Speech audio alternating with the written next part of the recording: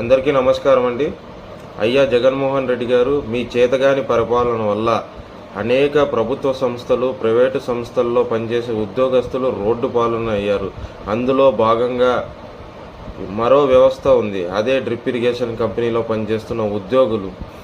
2014-19 మధ్యకాలంలో నారా చంద్రబాబు నాయుడు గారు ముఖ్యమంత్రిగా ఉన్నప్పుడు ఏపీఎంఐపి ద్వారా దాదాపుగా 45 డ్రిప్ ఇరిగేషన్ కంపెనీలు డ్రిప్ ఇవ్వడానికి నమోదు చేసుకుని ఉండేవి.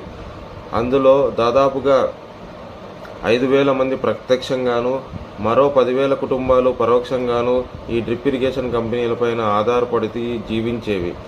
మీరు అధికారంలోకి వచ్చిన వెంటనే డ్రిప్ ఇరిగేషన్ కంపెనీలకు ఎటువంటి సబ్సిడీ లేకుండా, రైతులకు డ్రిప్ మీద ఎటువంటి సబ్సిడీ లేకుండా ఈ రంగం మీద ఆధారపడి జీవిస్తున్న ఉద్యోగస్తుల పొట్టను కొట్టారు. ఈ